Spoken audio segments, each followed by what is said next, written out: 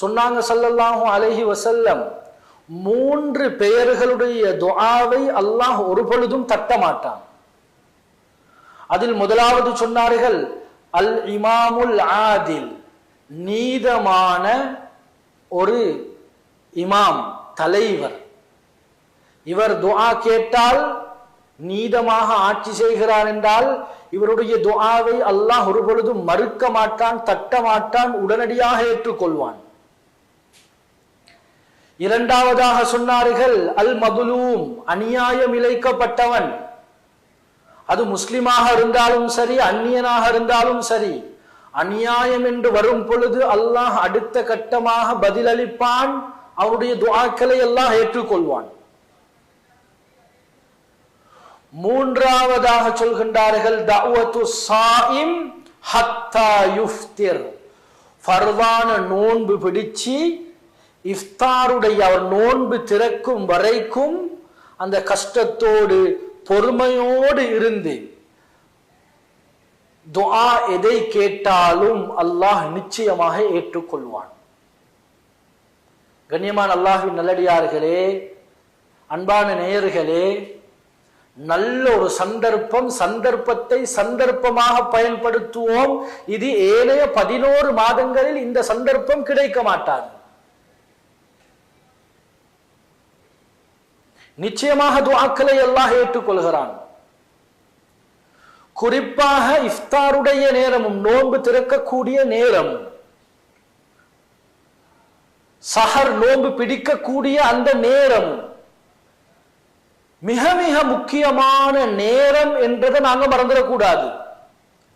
ஏனைய காலங்கள்ல போல இந்த நேரத்துல மொபைல் போன்கள்லையும், இந்த ஃபேஸ்புக்ல, இந்த யூடியூப்ல, ஏனைய இதர தளங்கள்ல நாங்க இல்லாம இந்த 2 நேரத்தை மாத்திரம் நாங்க ஒழுங்கான முறையில துஆல மாத்திரம் நாங்க பயன்படுத்துவோம் என்றிருந்தா உண்மையிலே அல்லாஹுடைய உதவியை நேரடியாக பார்க்கறதுக்கு இயலும்.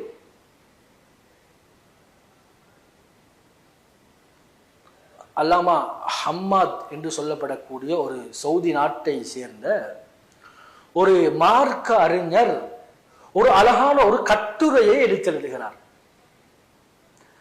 அந்த கட்டுரையில் அவர் சொல்லுகிறார், நஜித் ஏரியாவை சேர்ந்த, நஜித் அந்த பிரதேசத்தை சேர்ந்த ஒரு பெண் எந்த அளவுக்கு இந்த இஃப்தாருடைய நேரத்தை பயன்படுத்தி அல்லாஹுடைய உதவியை நேரடியாக அடைந்திருக்கிறார் என்றால், கண்ணியமான அல்லாஹ்வின் நல்லடியார்களே, அன்பான நேயர்களே, நாம் நுணுக்கமாக கேட்டுக்கொள்வோம்.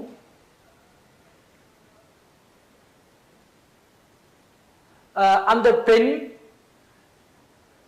2 குழந்தைகளோடு கணவனோடு வறுமை கோட்டுக்கு கீழால் வாழ்ந்து கொண்டிருக்கிறார். கணவன் ஒவ்வொரு நாளும் கூலி வேலை செய்துவிட்டு மாலையாகும் பொழுது வீடு திரும்புவான். கூலி வீட்டிலே வசித்துக் கொண்டிருக்கிறார்கள், கூலி வீட்டில் வசித்துக் கொண்டிருக்கிறார்கள். ஆனால் இந்த பெண் ஒரு ஹதீஸை கேள்விப்பட்டிருக்கிறாள். இஃப்தாருடைய நேரத்திலும் சஹருடைய நேரத்திலும் நிச்சயமாக அல்லாஹ் துஆக்களை ஏற்றுக்கொள்கிறான், எந்தவித சந்தேகமும் இல்லாமல் என்று ஸல்லல்லாஹு அலைஹி வஸல்லம் அவர்களுடைய அந்த ஹதீஸை கேள்விப்பட்டிருக்கிறார். உடனடியாக அந்த பெண் நோன்புக்கு அனைத்து விதமான ஆயத்தங்களையும் செய்துவிட்டு தன்னுடைய 2 குழந்தைகளையும் முன்னால் வைத்து இஃப்தாருடைய நேரத்தில் நோன்பு திறப்பதற்கு முன்பதாக துஆ செய்வாள், வலமையாக துஆ செய்வாள். என்ன துஆ தெரியுமா?